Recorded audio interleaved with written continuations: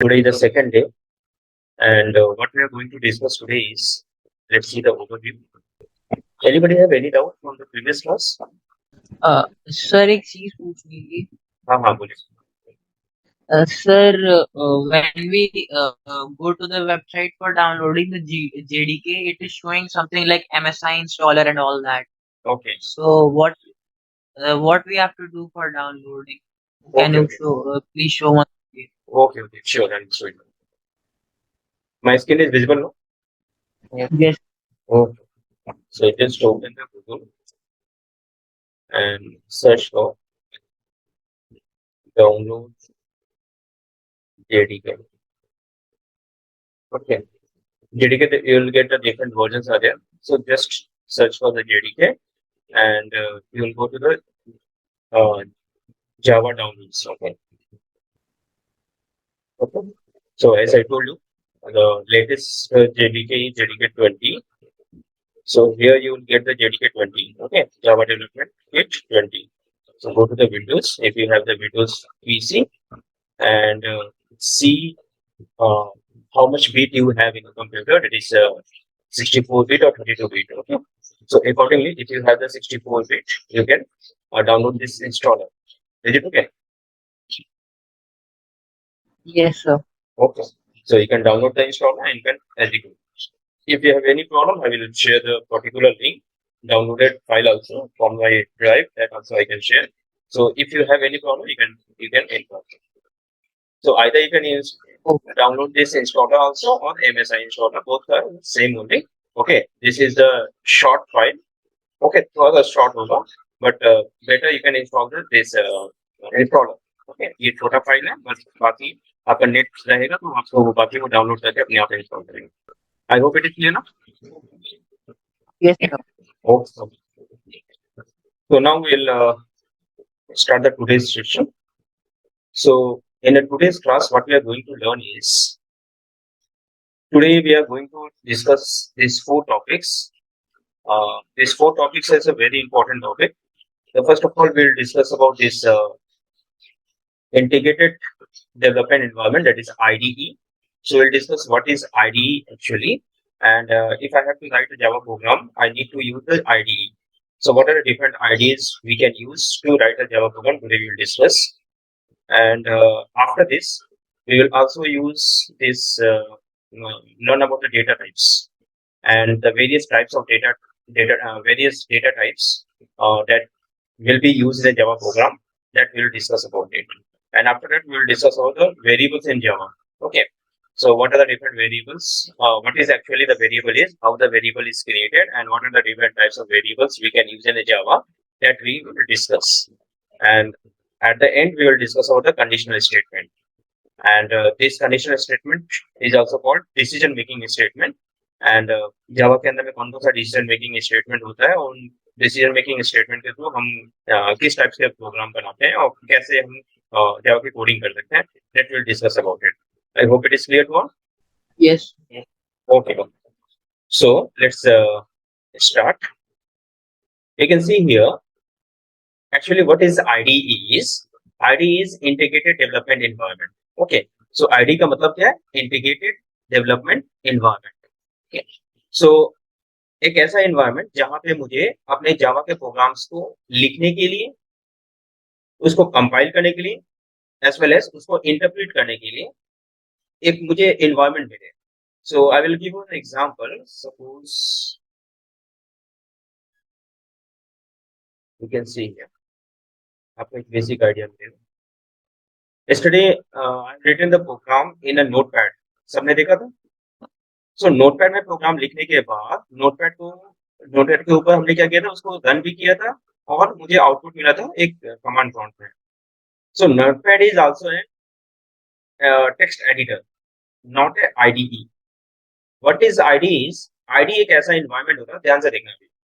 IDE actually है क्या? IDE is एक सिंपल सा मैसेज समझें इसको. IDE एक छोटा सा एक विंडो. इस विंडो में एक पार्ट जहां पे हमें टूल्स मिलते हैं, एक पार्ट जहां पे हम फाइल को अपने एक्सप्लोर कर सकते हैं, एक पार्ट जहां पे हम कोड को लिखेंगे और एक पार्ट जहां पे हमें आउटपुट भी मिले. Are you getting the point? On a single window, I am getting the environment for the tools. On a single window, I am getting the environment to export the files. On a single window, I can write the code. At the same time, I can get the output also. Okay, I'll get the output also. So these all are available on one single window itself. At that single window or single environment is called the integrated development environment. If I have to write a Java program, I can use the different types of IDs. So कौन-कौन से IDs हैं? IDs में हम एक use कर सकते हैं Ellipse. Okay, one is the Ellipse. Second is IntelliJ. Then NetBeans, BlueJ, JDeveloper, Dr. Java. Then उसके बाद Android Studio you can use, and also you can use the etc. like VS Code you can use. These are the different types of IDs that can be used to write the Java programs. Okay. So if somebody asks you what is the use of the Java is and what is the use of IDE is, IDEs helps in application development. Okay. So if I have to write an application, or if I have to develop an application or write a Java code, so this IDE provides integrated environment where all the application development process can be handled easily. Okay. And the best part is it saves our time. Okay. हमें ये क्या करता है, हमारा time को save करता है और इसके साथ में हमारा एफर्ट भी कम लगता है in case of this, and it provides the standard way to develop any application or develop any type of short application or big application. It provides a standard process. Is it okay to all? Yes, sir. Okay. So मुझे जावा के programme लिखनी होगी. अभी तो हम लोग basic अभी छोटा मोटा सीख रहे हैं कि कैसे लिखेंगे. तो अभी हम नोटपैड यूज करेंगे एक दो क्लासेस में, और जब आपको एक थोड़ा सा एक आइडिया मिल जाए कि how to write the Java particular code, then will move to this ideas. Ideas में क्या होता है, कुछ टूल्स मिलते हैं, अवेलेबल टूल्स होते हैं जिनके थ्रू हमारा कोड थोड़ा इजी हो जाता है, मुझे कम लिखना पड़ेगा. ठीक है. लेकिन वहां पे आप थोड़ा सा सीखने के बाद हम आइडियाज को अप्लाई करेंगे. ठीक है. So will use the NetBeans ID और ब्लूजे आईडी, दोनों में से कोई भी यूज कर सकते हो. ठीक है. नाउ कम टू द, अब दूसरा, yesterday we have written एक जावा प्रोग्राम लिखा था जिसमें हम लोग ने एक मैसेज डिस्प्ले किया था. नाउ आज हम लोग देखेंगे कि हम एक वेरिएबल बनाएंगे, वेरिएबल के थ्रू हम कुछ डेटा को डिस्प्ले करेंगे. सो वेरिएबल बनाने से पहले मुझे कुछ जानना पड़ेगा, और वो है सबसे important, that is called the data types. Okay, ये है data types. Actually what is data type is, Java को हम बोलते हैं strongly typed language. It is a strongly typed language. इसका मतलब ये है, ध्यान से देखिए, suppose I have to store a number 5. मुझे एक नंबर 5 स्टोर करना है, और नंबर को स्टोर करना है एक, मान लो एक, जैसा हम लोग मैथ में पढ़ते हैं वेरिएबल, मान लो x इक्वल्स टू 5. ओके. तो जवाब बोलता है कि ठीक है, आप x इक्वल्स टू 5 तो रखो, लेकिन x जो है पहले उसका टाइप बताओ कि वो किस टाइप का है, फिर उसमें वैल्यू रखो. ठीक है. तो मुझे x, ये 5 का एक इंटीजर टाइप का नंबर है, तो मुझे जावा में पहले ये बताना पड़ेगा कि ये किस टाइप का वेरिएबल हम बना रहे हैं और उसमें किस टाइप की वैल्यू हम रखेंगे. Are you getting the point? Yes. इसका मतलब ये है कि जावा में बिफोर क्रिएटिंग एनी और before keeping any value in a variable, I must declare the type. Okay, that is why Java is strict, और इसको बोलते हैं स्टैक, और इसको हम लोग जब लिखते हैं ना public static void main, static लिखते हैं. ठीक है. So Java is statically typed and also a strongly typed language. So statically typed means you have to predefine the type of the variable that you need to be used in a program. Okay. So अब हम ये जो type हम define करेंगे, मुझे ये पता होना चाहिए किस टाइप का हम वैल्यू स्टोर करने जा रहे हैं, तो वो टाइप कैसे हम डिफाइन करेंगे. So data types there are the various type of data types in a Java, and these data types are categorized on the basis of the size. Okay. वो अलग सारे डेटा टाइप्स का अपना अपना size होता है, और उन साइज के अनुसार हम उसके अंदर में वैल्यू रखते हैं. सपोज कि मुझे एक छोटा सा 1 बाइट की वैल्यू रखनी है. ठीक है. तो 1 बाइट की वैल्यू रखनी है, तो हम क्या करेंगे, 1 बाइट वाले डेटा टाइप यूज करेंगे इंस्टेड ऑफ 4 बाइट वाले. इससे फायदा क्या होगा, अगर मुझे जितनी जरूरत है उतना ही बाइट का यदि हम डेटा टाइप यूज करेंगे तो हमारी मेमोरी सेव होगी. आगे इसको भी देखेंगे कि कैसे ये फायदा क्या उससे होगा और नुकसान कैसे होगा। If I use the unwanted data types, मुझे चाहिए 2 बाइट की, और अगर मैं 4 बाइट की डेटा टाइप यूज होगा तो उसमें क्या होगा, 2 बाइट आपका लॉस होगा। ठीक है।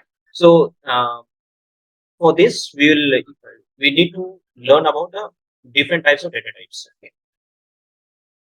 So what is the use of data type? A data type is used to describe what type of value a particular variable can store, or it describes that what the data type do. Data type describes what type of value a particular variable can store. Okay. ये समझ में आया data type क्या है? Yes, sir. Yes, sir. तो अब आगे देखिए, अगर हम डेटा टाइप की बात करें तो data type actually there are 2 types of data types.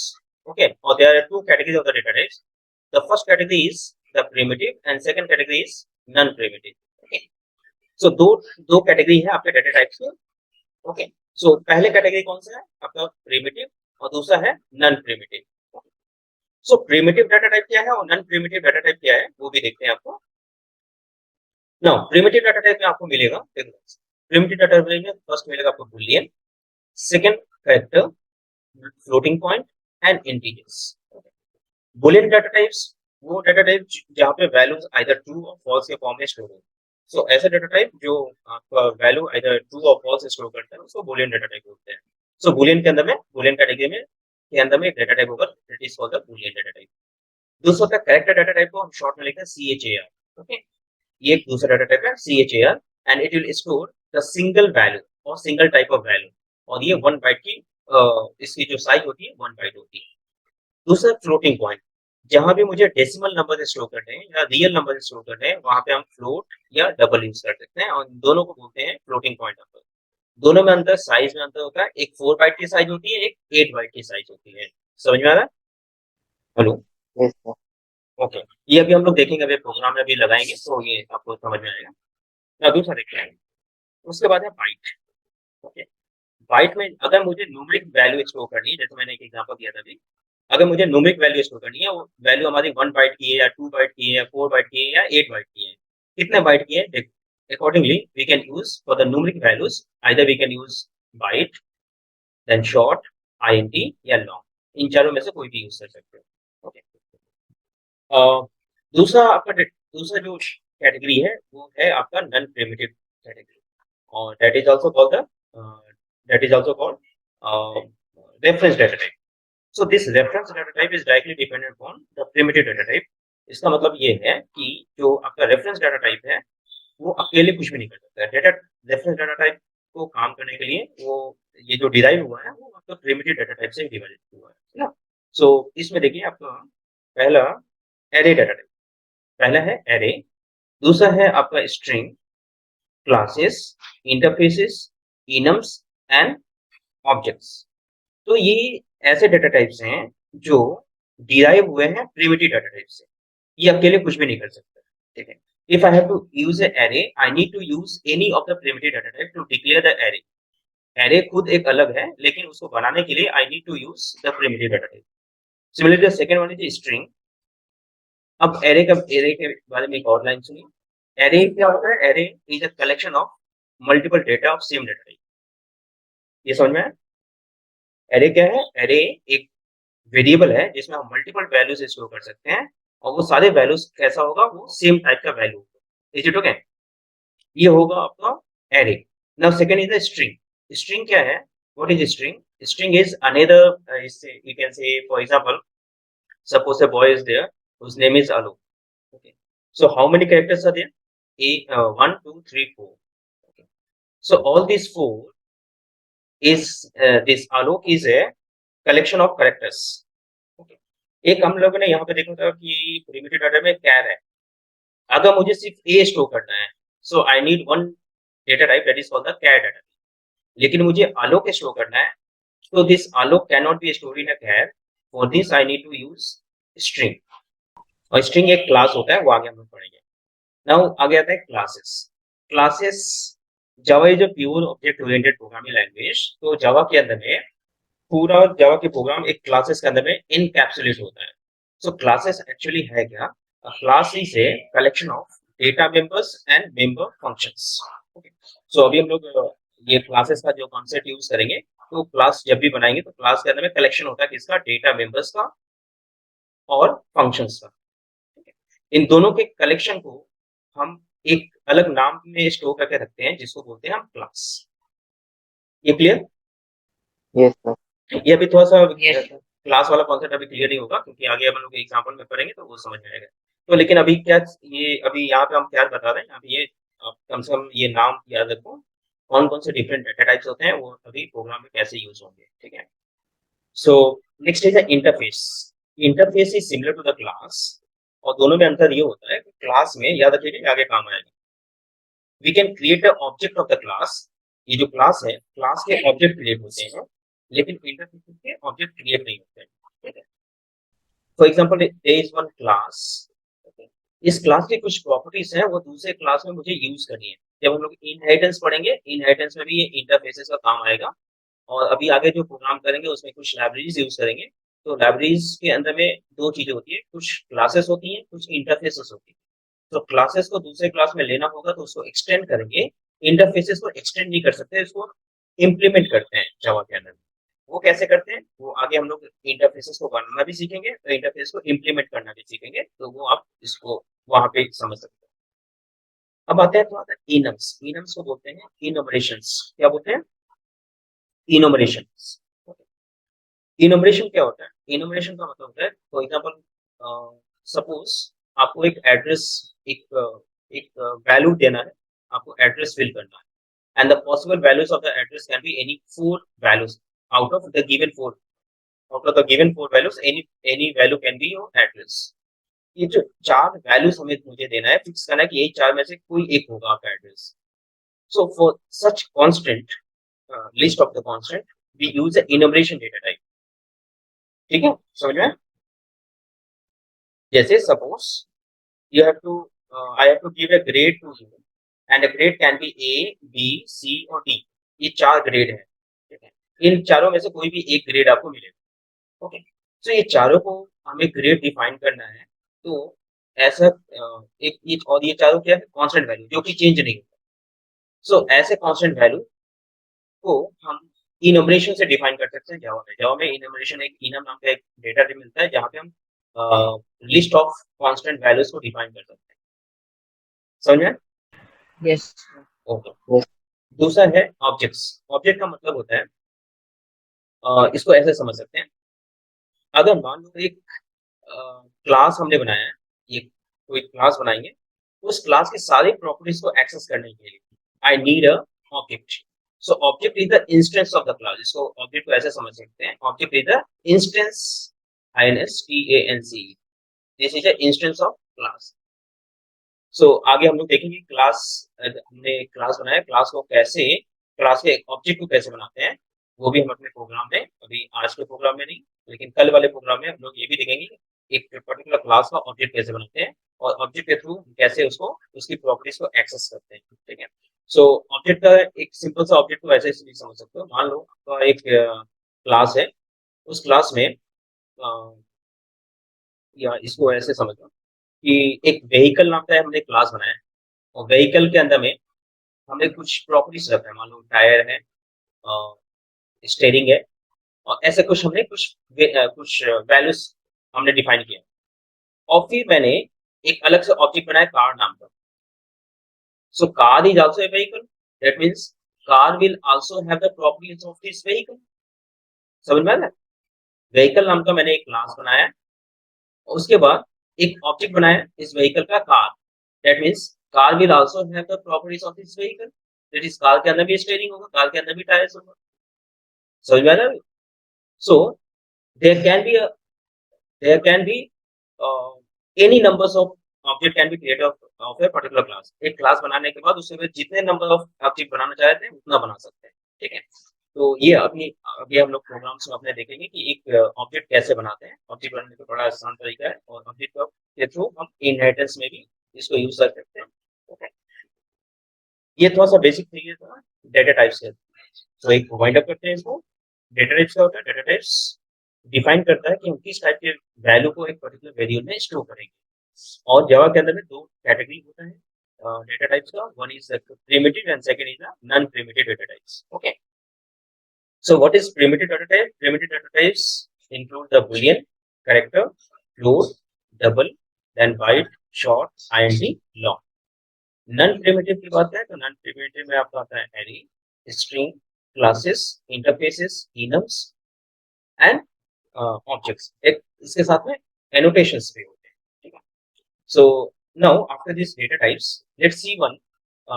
अच्छा, एक ये एक दूसरा इंपॉर्टेंट है जावा में जब यूज करेंगे तो हमें एक इसमें क्या क्या है, हमने कुछ इन्फॉर्मेशन यहाँ पे डाला हुआ है, इसका एक्सप्लेनेशन भी है और इसका डेटा टाइप का नाम भी है, साइज भी है और उसका डिफॉल्ट वैल्यू क्या होता है. ठीक है.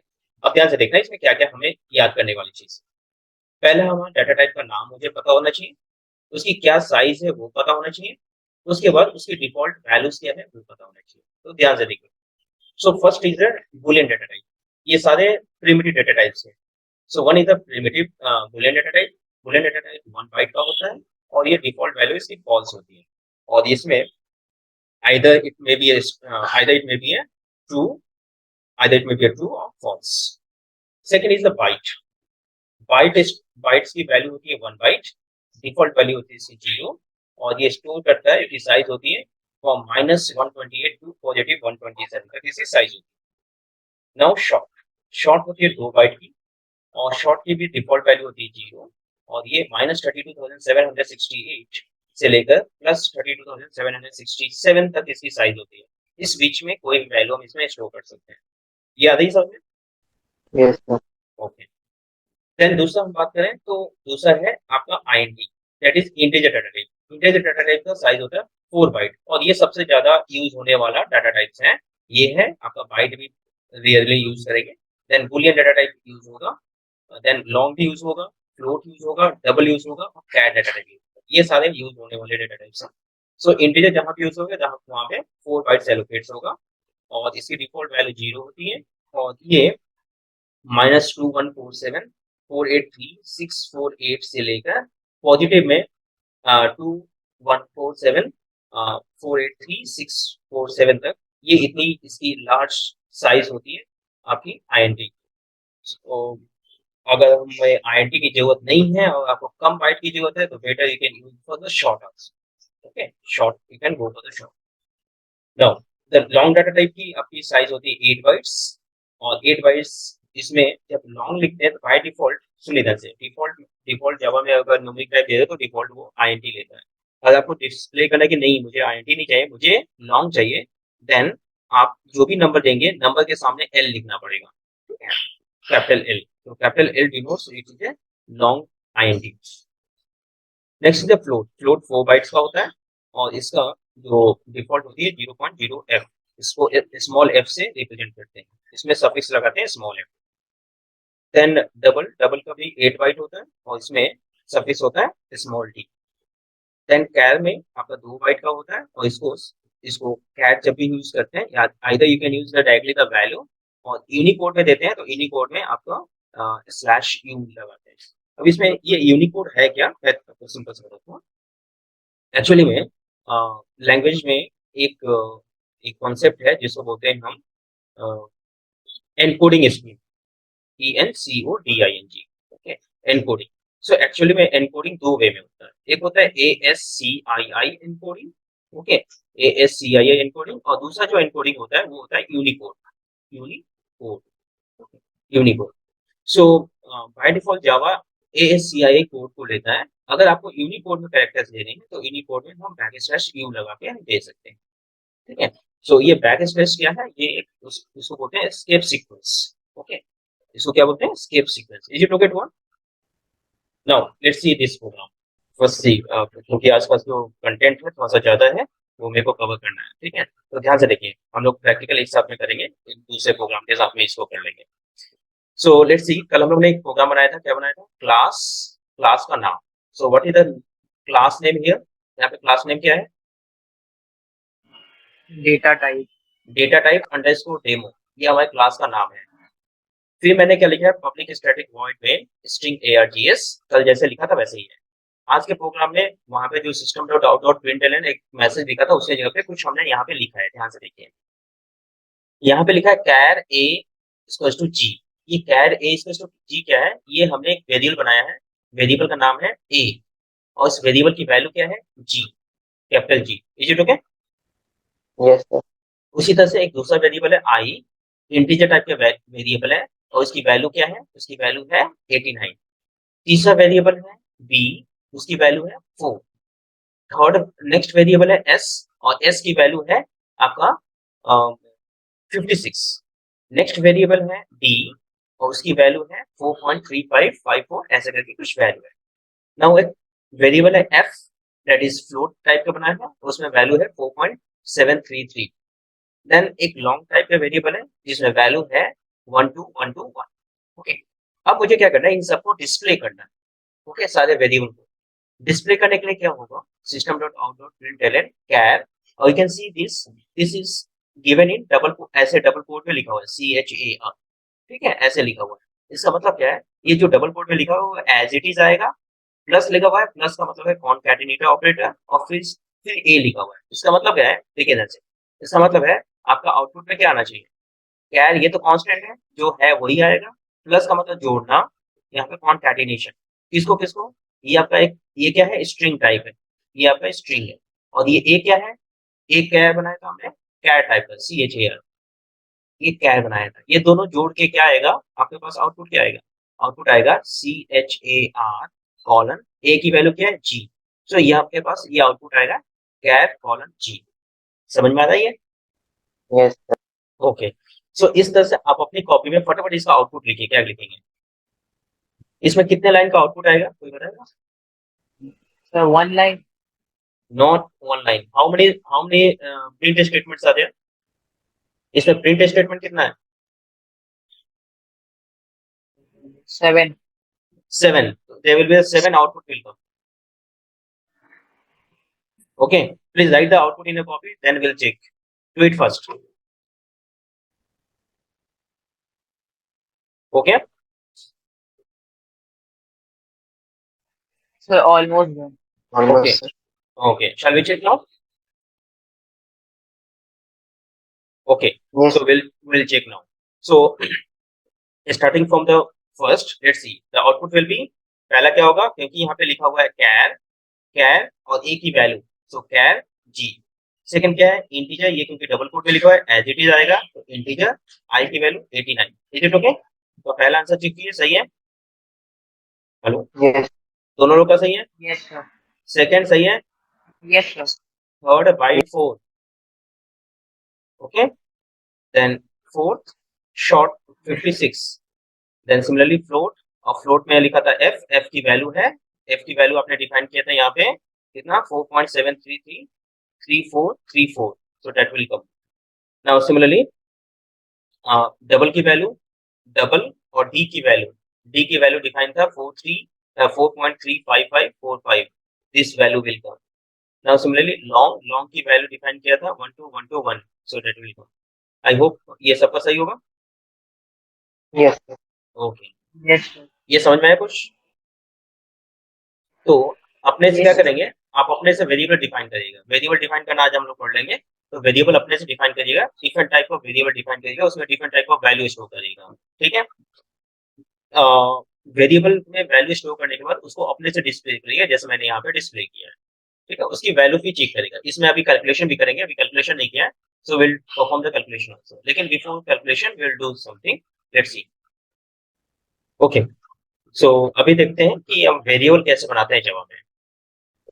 सो एक्चुअली वेरिएबल होता क्या है, सपोज यहाँ देखो ध्यान से, यहाँ क्या लिखा हुआ है, INT age equals to 21, INT age equals to 21। इसका मतलब क्या है, इसका मतलब ये है कि हम एक मेमोरी में जाके, या हमने ऐसे लिखा INT x equals to 5। What is the meaning of this? इसका मतलब ये है कि एक कोई लोकेशन होगा x नाम का, और इस लोकेशन में 5 स्टोर होगा। ओके, अब ये लोकेशन क्या है, ये लोकेशन कहाँ से मिलेगा? लोकेशन का मतलब है, जैसे सिंपली आपका एक स्कूल है, स्कूल के अंदर में बहुत सारे रूम्स हैं, उस रूम में से एक रूम है, उस रूम पे लिखा हुआ है 11A। इसका मतलब क्या है, 11 एक जगह है आपके स्कूल में जहाँ पे पर्टिकुलर स्टूडेंट रहता है, या एक पर्टिकुलर स्टूडेंट उसमें अटेंड करता है, फॉर एग्जाम्पल उसका नाम है यश। ओके, सो यश एक स्टूडेंट है, वो कहाँ कहाँ पे किस क्लास का है, 11A का है। दैट मीन्स अगर मुझे पर्टिकुलर स्कूल में 11A में जाके या यश को खोजना है, तो हम पर्टिकुलर लोकेशन पे जाएंगे, मतलब 11A में जाएंगे, उससे यश मिल जाएगा। ये समझ में आ रहा है आपको? Yes, hello. sir. सो जावा के अंदर में जब हम वेरिएबल को बनाते हैं, तो ये यश क्या है, यश इज ए वैल्यू। ठीक है, ध्यान से देखना, यश क्या है, Yash is a value. 11A is a name of the location, is a name of location. Okay, so ये जो नेम ऑफ लोकेशन है, इसी को बोलते हैं वेरिएबल, इसी को बोलते हैं हम वेरिएबल।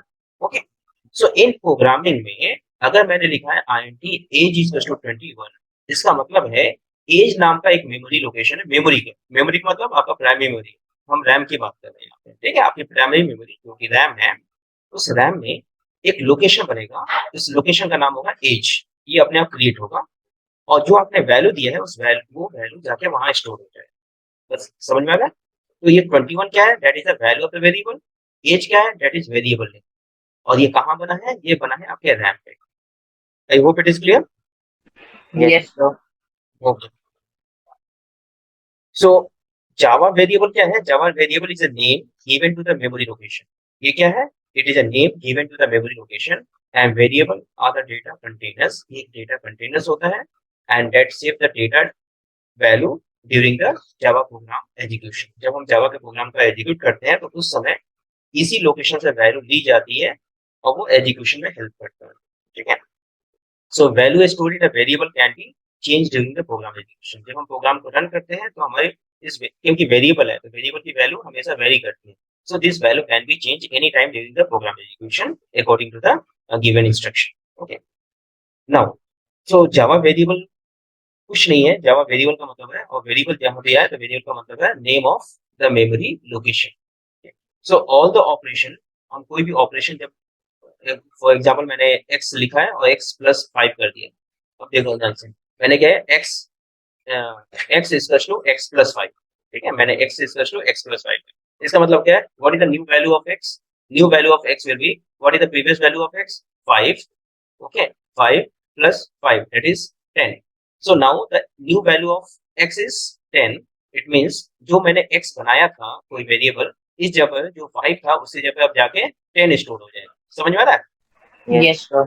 ओके, तो इसका यही लिखा हुआ है, ऑल द ऑपरेशन, जितने भी हम ऑपरेशन करेंगे, all the operation done on the variable affect by the memory location. So या अफेक्ट दैट मेमोरी लोकेशन, जिस मेमोरी लोकेशन पे वो वेरिएबल है, उस मेमोरी लोकेशन पे अफेक्ट होगा। Now in Java all the variable must be declared before use, क्योंकि ये स्टैटिक और ये टाइप्ड लैंग्वेज है। तो टाइप्ड लैंग्वेज का मतलब होता है कि यहाँ पे जब भी वेरिएबल को यूज करना होगा, मुझे वेरिएबल को यूज करने से पहले मुझे बताना पड़ेगा ये इस टाइप की वेरिएबल बना रहे हैं और इसको यूज करेंगे, तो it must be declared first. Okay, now अब आते हैं, देखिए दो चीजें हैं यहाँ पे बड़ा इंपॉर्टेंट। पहला है कि वेरिएबल का डिक्लेरेशन, ठीक, और दूसरा है वेरिएबल का इनिशियलाइजेशन। तो जावा में काफी बार आपको जब हम क्लास का कॉन्सेप्ट पढ़ेंगे, तो वहां पे सिंपली फॉर एग्जांपल मुझे दो वेरिएबल चाहिए, एक वेरिएबल में मुझे मान लो आपका रोल नंबर, मुझे आपका नाम स्टोर करना है। ठीक है, सो रोल नंबर कैसा होगा, रोल नंबर आपका इंटीजर टाइप का होगा। तो सपोज हमने लिखा है INT, और हमने लिखा है roll number, INT roll number, और फिर दूसरा लिखा है आपको, मुझे चाहिए आपका नाम, नाम कैसा होगा, स्ट्रिंग टाइप का, तो मैंने स्ट्रिंग और ऐसे ले लिया नेम। ओके, ये दो मैंने सिर्फ इतना ही लिखा, ये दोनों है क्या, इन दोनों को बोले हैं डिक्लेरेशन। मैंने क्या बोला है कि एक मुझे दो वेरिएबल चाहिए, एक रोल नंबर एक नेम नाम का, रोल नंबर इंटीजर टाइप का और नेम स्ट्रिंग टाइप का। ये क्या है, ये डिक्लेरेशन है। मतलब while declaring a variable we need to take care of two things. पहला, ये किस डाटा टाइप का है, और उसका नाम क्या होगा। ओके, तो जब भी हम कोई वेरिएबल बनाते हैं, या वेरिएबल डिक्लेरेशन का मतलब रहता है कि I have to declare the variable name with its data type, और इसमें वेरिएबल डिक्लेरेशन में we don't need to give the value. Is it okay? yes, sir. Okay, Yes, so sir. Before using the variable I need to declare it. तो declaration कैसे किया जाता है, declaration करने के लिए मुझे देना पड़ेगा डेटा टाइप। ध्यान से देखना, डेटा टाइप जो अभी हम लोग डेटा टाइप पढ़े हैं। फिर उसके आगे हमें क्या देना पड़ेगा, उसके आगे हमें दे देना है वेरिएबल नेम, डेटा टाइप और वेरिएबल नेम, ये दो चीज देना पड़ेगा। लेट्स सी द एग्जांपल, जैसे अभी ये मैंने एग्जांपल दिया INT roll number string name. यहाँ पे एक एग्जांपल देखिए, यहाँ पे एग्जांपल है, आपका एग्जांपल क्या है, INT एज। ये जो INT एज है, इसमें INT क्या है, INT is a data type और एज क्या है, एज आपका वेरिएबल नेम। समझ में आ रहा है? Yes, sir. Now come to the initialization. Initialization मतलब गिविंग द इनिशियल वैल्यू। एक बार आपने वेरिएबल बना दिया तो वेरिएबल बनाने के बाद उसकी इनिशियल वैल्यू क्या होगी, इनिशियल वैल्यू आप बनाते समय भी दे सकते हो, बाद में भी दे सकते हो। अगर आपने सपोज हमने वेरिएबल एक बार बना दिया है, तो वेरिएबल बनाने के बाद फिर से डिक्लेयर करने की जरूरत नहीं है, ठीक है। तो वेरिएबल बनाने के बाद फिर वेरिएबल की वैल्यू देनी है, तो वेरिएबल की वैल्यू देते समय सीधे हमें क्या देना है, वेरिएबल नेम जो भी आपने नाम बनाया था इक्वल्स टू वैल्यू, बस इतना ही देना है आपको। This is called value initialization, okay, और वेरिएबल इनिशियलाइजेशन। तो आपने फर्स्ट स्टेप में डिक्लेरेशन में क्या किया, आपने देखो यहाँ पे डिक्लेरेशन में क्या किया, मैंने डेटा टाइप के साथ वेरिएबल का नाम डिक्लेयर कर दिया।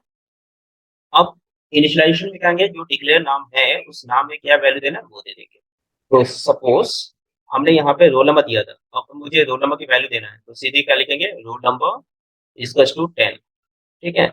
और मान लो नेम है, नेम इक्वल्स टू, मान लो कोई लड़का है जिसका नाम है आलोक, तो नेम इक्वल्स टू आलोक, और ये सब में सेमीकोलन होगा, ध्यान से देखना, ये सेमीकोलन होगा, ठीक है। This is a part of the syntax. So variable name equals to variable name equals to value, ये आपका सिंटैक्स है, ओके। ये दिस इज द सिंटैक्स, ये जो मैंने यहाँ पे लिखा है ये सिंटैक्स लिखा है, this is a syntax, okay, this is the syntax. Here also this is a syntax, ये लिखने का तरीका है, इसको यही फॉलो होगा हर जगह, ठीक है। And on the basis of this we will write the example. I hope it is clear. Yes, sir. Okay, Sir, one doubt. हाँ बोलिए। Sir, in the first one, while declaring a variable, we have written data name, and a definition is name given to the variable. And in okay, initialization समझ गया, also, we have given. सुनो सुनो सुनो, पहले अभी पूरा सुन लो, उसके बाद फिर बताइएगा। नाउ अभी देखो क्या हो रहा है कि एक वेरिएबल में मुझे वैल्यू रखने के लिए दो लाइन लिखना पड़ता है। एक बार मैंने डिक्लेयर किया, एक बार मैंने इनिशियलाइज किया, ठीक है। तो कभी कभी इंस्टेंस ये है कि मुझे वहीं पे डिफाइन करके वहीं पे क्या दे सकते हैं क्या, बिल्कुल ये दोनों को एक साथ कंबाइन कर देंगे, इन दोनों चीजों को। सो हियर यू कैन सी, हम दोनों को एक साथ डिफाइन कर दे तो इसी the syntax will be change like this, data type, then variable, data type variable equal value. अब देखो ध्यान से, इसका मतलब है जैसे सपोज मैंने स्ट्रिंग आर या रोल नंबर इक्वल टू 10 दे दिया और यहाँ पे सेमीकोलन। इसका मतलब क्या है, यहाँ पे देखो कि ये वाला पार्ट क्या है, ये वाला पार्ट क्या है, इतना पार्ट तो डिक्लेरेशन में था, और ये वाला पार्ट क्या है, इनिशियलाइजेशन में था। मैंने इनिशियलाइजेशन और डिक्लेरेशन को दोनों को कंबाइन करके भी ऐसे लिख सकते हैं। तो प्रीवियस एग्जांपल जो हम लोग देखा था उसमें वेरिएबल का डिक्लेरेशन और वेरिएबल का इनिशियलाइजेशन एक साथ में किया था। अगर जरूरत पड़ता है तो हम अलग अलग भी कर सकते हैं। Are you getting the point? Yes, sir. यही डाउट था आपका? Yes, sir. ओके, सो यहाँ पे देखिए अभी आगे हम लोग पढ़ेंगे जब ये उप्स का कॉन्सेप्ट, तो उसमें मुझे दो बार अलग अलग यूज करना पड़ेगा, इसलिए मैंने यहाँ पे बताया आपको, ठीक है। तो the both the syntax can be combined together and one syntax can be created, and this is the another syntax to declare and initialize the variable in a single statement only, ठीक है। आगे बढ़े? Yes, sir. Okay, चलिए आगे next है variable types, okay. So variable, तीन तरह के वेरिएबल होते हैं। पहला वेरिएबल होता है लोकल वेरिएबल, दूसरा वेरिएबल है इंस्टेंस वेरिएबल, और तीसरा होता है क्लास वेरिएबल। क्लास वेरिएबल को ही बोलते हैं स्टैटिक वेरिएबल। क्या बोलते हैं? अब देखो लोकल वेरिएबल का मतलब होता है कि हमने अपना एक प्रोग्राम बनाया, मान लो फॉर एग्जांपल एक मान लो डिस्प्ले नाम का एक फंक्शन है, वो आगे हम लोग देखेंगे। मान लो डिस्प्ले नाम का एक फंक्शन है, इसी फंक्शन के अंदर में हमने एक वेरिएबल बनाया, ठीक है। मान लो v इक्वल्स टू 5 ऐसे लिखा है, और int v इक्वल्स टू 5, और इसी के अंदर में इसको यूज भी करना है, ओके, इसी के अंदर। So variable data declared inside a method, किसी मेथड के अंदर वेरिएबल को डिफाइन किया है, तो इसकी स्कोप क्या है? इसकी स्कोप इसी के अंदर है, ठीक है। इसके बाहर इसको यूज नहीं कर सकते, डिस्प्ले के बाहर दूसरे फंक्शन में इसको यूज नहीं कर सकते। सो इसको बोलते हैं लोकल वेरिएबल, ठीक है। दूसरा होता है इंस्टेंस वेरिएबल। इंस्टेंस वेरिएबल का मतलब है the variable data declared inside the class but outside the method. मतलब ये क्या है? एक मेथड है, एक फंक्शन है। ये कहाँ बना है? ये बना है आपका क्लास के अंदर। मान लो एक क्लास नाम का, एग्जाम्पल नाम का क्लास है, EXAMPLE, एग्जाम्पल नाम का एक क्लास है। इसके अंदर में मान लो हमने एक INT y 10 ऐसे करके हमने डिफाइन किया है, ठीक। INT y 10, okay. और यहाँ पे लिखा है y y plus B, y plus B, ठीक है। अब देखो ध्यान से, अब वो क्या रहा है, और ये यहाँ पे ऐसे बंद है, तो ये डिस्प्ले है कहाँ पे? ये बताता है, where is the display? Sir, can you repeat? Your voice was not coming at all. Okay, okay. What I'm telling is, I have created a class. Class का नाम है एग्जाम्पल, ओके। क्लास का नाम क्या है? एग्जाम्पल। उस class के अंदर में एक वेरिएबल बनाया है, INT y 10, ओके। इसी क्लास के अंदर में एक फंक्शन बना हुआ है डिस्प्ले नाम का, मान लो इसका वॉइड करके दिया है, आगे देखेंगे इसका। अभी हम रिटर्न टाइप नहीं दे रहे हैं, ठीक है। सो हमने डिस्प्ले किया है, तो इसके अंदर में INT v 5 and y plus v, curly bracket close किया और एक और कर्ली ब्रैकेट क्लोज किया। अब यहाँ देखो कि मेरा, हम ये पूछ रहे हैं कि ये डिस्प्ले है कहाँ? Way this display is, Class. ये डिस्प्ले है क्लास में। कौन से क्लास में? एग्जाम्पल क्लास में। इसका मतलब है अगर ये हाँ। डिस्प्ले एग्जाम्पल क्लास में, तो इसको और इस एग्जाम्पल क्लास में है, तो क्लास में y कहाँ बना है? इस क्लास में। तो y की स्कोप कहाँ होगी? इस पूरे क्लास में होगी। मतलब y हम यहाँ भी यूज कर सकते हैं y, लेकिन क्लास के बाहर नहीं कर सकते। जबकि जो v था, v क्योंकि डिस्प्ले के अंदर बना है, तो v का स्कोप सिर्फ डिस्प्ले के अंदर है। y का स्कोप इस क्लास के पूरे क्लास के अंदर है, ठीक है। सो वैसे वेरिएबल जो क्लास के अंदर डिफाइन किए जाते हैं, लेकिन ये क्या है? फंक्शन। फंक्शन को बोलते हैं मेथड, मेथड के बाहर है। समझ में आ रहा अभी? तो y क्या है? y किस टाइप का वेरिएबल है? y भी वेरिएबल है, v भी वेरिएबल है। तो y किस टाइप का वेरिएबल है? y किस टाइप का वेरिएबल है? नहीं समझ में Integer आया? type. हाँ, एक minute, okay. So this y integer type है, वेरी गुड। लेकिन अभी हम लोग क्या पढ़ रहे हैं? लोकल इंस्टेंस ऑफ क्लास में से ये किस टाइप का है? Class नहीं, type. हाँ, ये क्लास टाइप भी नहीं है, देखो ध्यान से। क्लास टाइप ऐसे नहीं होता है, क्लास टाइप अभी पढ़ा ही नहीं है। अभी है, ये है ये जो हमने अभी बताया है, ये जो लाइन है, दिस इज इंस्टेंस क्लास और इंस्टेंस वेरिएबल। कौन सा वेरिएबल है? इंस्टेंस। और ये जो मैंने बनाया ये वाला, ये कौन सा है? This is a local. ऐसा क्यों? देखो ध्यान से, ये एक फंक्शन को बोलते हैं, ये डिस्प्ले क्या है? फंक्शन है। डिस्प्ले क्या है? फंक्शन है, जिसको हम बोलते हैं मेथड। जावा के अंदर में फंक्शन, जावा के अंदर में एक, जावा के अंदर में फंक्शन या मेथड, मेथड दोनों सेम होता है, ठीक है। इसकी पहचान क्या होती है? फंक्शन और मेथड में पैरेंथेसिस लगे होते हैं। तो यहाँ पे मैंने बनाया था डिस्प्ले, डिस्प्ले। तो डिस्प्ले क्या है? मेथड। एक मेथड है, ठीक है। अगर इस मेथड के अंदर में हमने एक कोई वेरिएबल बनाया दिया है, जैसे फॉर एग्जांपल मैंने यहाँ पे बनाया v 5, ठीक है। तो ये v 5 इस मेथड के अंदर है, तो ऐसा फंक्शन, ऐसा वेरिएबल जो किसी मेथड के अंदर बना हो, उसको बोलते हैं लोकल वेरिएबल। समझ में आया? यस। हाँ। अगर मैंने कोई क्लास बनाया है और क्लास के अंदर मैंने वेरिएबल बनाया है, लेकिन इस, मान लो यहाँ से हमने, मान लो यहाँ पे एक नया क्लास बनाया है, क्लास एग्जाम्पल, ठीक है। EXP नाम का एक EMP नाम का एक क्लास बना दिया, और इसी में मैंने INT y 10 दे दिया। और ये कहाँ है? ये डिस्प्ले के बाहर है, और ये क्लास यहाँ बंद है। तो अब बताइए y जो होगा, y किस टाइप का होगा? इंस्टेंस। इंस्टेंस होगा। समझ में आया अभी?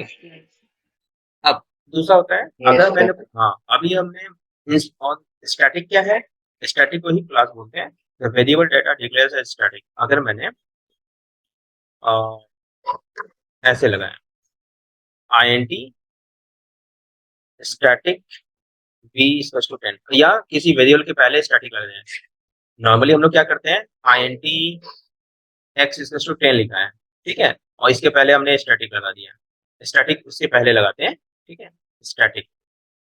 अगर स्टैटिक लगा है इसका मतलब ये स्टैटिक क्लास है, ठीक है। स्टैटिक क्लास क्या होता है, स्टैटिक क्लास ये होता है जिसको हम डायरेक्टली बुला नहीं सकते हैं, उसको बुलाने के लिए मुझे क्लास का नाम लिस्ट से ही बुलाना पड़ेगा, ठीक है, वो आगे पढ़ेंगे हम लोग इनहेरिटेंस में इसको पढ़ेंगे, ठीक है, समझ में आया? सो ऐसा ऐसा कोई वेरिएबल है जिसके पहले स्टैटिक लगा हुआ है, जैसे हम पब्लिक स्टैटिक वॉइड मेन लिखते हैं, उस तरह से वेरिएबल के पहले स्टैटिक लगा हुआ है तो वो स्टैटिक टाइप हो, समझ में आया? या क्लास टाइप हो, समझ में आया अभी? Yes sir. ओके, ये था वेरिएबल के बारे में, ठीक है। तो आज ओके जो सर। मैंने, हाँ, आज जो मैंने पढ़ा है उसको थोड़ा सा रिवाइज कर लीजिएगा इसको, और कल हम लोग ये कंडीशनल स्टेटमेंट और डिसीजन मेकिंग इन जावा पढ़ेंगे, ठीक है, कल भी क्लास होगा, ठीक है। Okay. Okay, okay, thank you.